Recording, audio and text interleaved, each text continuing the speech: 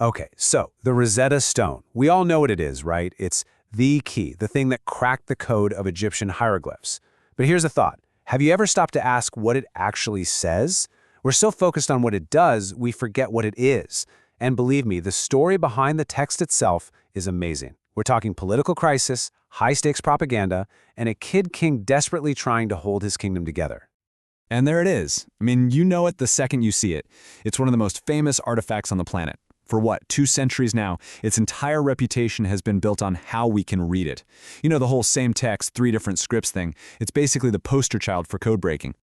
And that's not an exaggeration at all. Seriously, without this slab of rock, 3,000 years of Egyptian history, the pharaohs, their gods, just the everyday lives of regular people, it would all still be trapped behind a language we couldn't understand.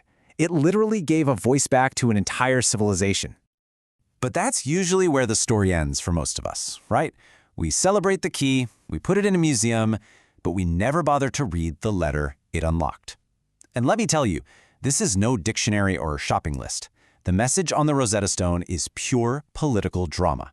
It's all about a kingdom that was just teetering on the edge of complete collapse. So to really get what this stone is about, we've got to rewind way back. We're heading to 1906 BC. And you need to picture this. This is not the epic Egypt of Ramses or Tutankhamun. No, this is Ptolemaic Egypt. It's ruled by a Greek family, and honestly, the whole place was a complete and utter mess. Right at the heart of this chaos is this kid, Ptolemy V. And his childhood? It was rough. I mean, really rough. When he's just 5 years old, his parents are murdered in some palace plot. And boom, just like that, he's the new pharaoh. But really, he's just a pawn for the powerful people at court. He doesn't even get a proper coronation until he's 12, and then a year later, at 13, this decree, the one on the stone, gets issued. His entire young life was just one crisis after another. And the kingdom he was supposed to be ruling? It was falling apart at the seams. You had native Egyptians who were fed up with being treated like second-class citizens by the Greek rulers. They were in full-on rebellion. At the same time, foreign armies were just carving off pieces of Egyptian territory. The economy was a disaster thanks to all the fighting, so this young king, he had to get a grip on his power, and he had to do it like yesterday. So, what's a boy king to do? Well, his advisors did something smart. They made a deal, and that deal is precisely what is carved into the Rosetta Stone. So you see, it's not a history book or a poem. It's basically a contract. It's a press release announcing a huge negotiation between the king and the single most powerful institution in the land, the Egyptian priesthood. And it was a classic, you scratch my back, I'll scratch yours kind of deal. The king's side gave up a lot. We're talking tax cuts, pardons for rebels, banning the practice of forcing sailors into service, and just pumping tons of money back into the temples. And what did the priests give in return? Oh, just the biggest prize of all. They made him a god. They agreed to start a whole royal cult just for him, put a statue of him in every single temple to be worshipped, and even make his birthday a massive national festival. And get this wasn't just a friendly suggestion. The decree is an order, a command. The text literally says to set up a statue of the pharaoh in the most conspicuous place in the temple. He wasn't just asking for a thumbs up. He was having himself installed as a living god, right there next to the ancient gods of Egypt. You see, this was a really clever, systematic plan to weave the king's god status into the fabric of everyday life. The priests got fancy new titles that tied them directly to the king. His statue was supposed to be worshipped 3 times a day. The actual calendar was changed to celebrate his birthday and coronation. It even pushed for regular folks to have little shrines to him in their own homes. The whole point was to make his power seem completely natural, divinely ordained, and absolute. So, okay, the Rosetta Stone is the text of this political deal, but it's also something else. It's the centerpiece of a massive PR campaign. This king desperately needed everyone in his splintered, chaotic kingdom to hear this news loud and clear. And that is why it's written in 3 different scripts.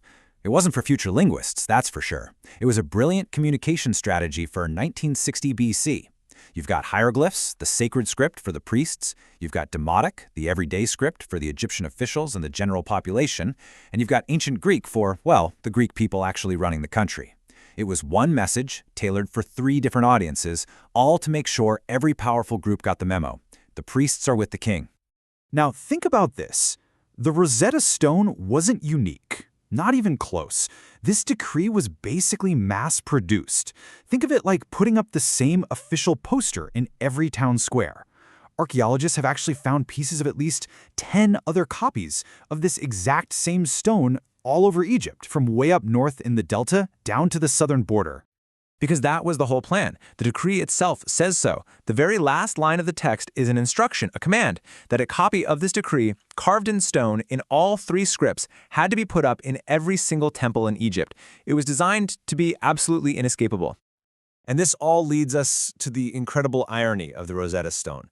I mean, its original job was all about the here and now. It was political, it was meant to solve an immediate crisis, but its actual legacy, well, that turned out to be something nobody could have ever predicted. Because when you boil it all down, what you're really looking at is a piece of ancient political propaganda. It's a press release, carved in granite, created from a desperate bargain to keep a teenage king on his throne and stop his kingdom from falling to pieces. And somehow that very specific short-term political fix, it accidentally became the timeless key to unlocking an entire civilization. The tool they made to solve one king's problem ended up giving us access to 3,000 years of history. The original message of political power, it's been totally eclipsed by the incredible linguistic gift it unintentionally gave us. It really makes you think, doesn't it?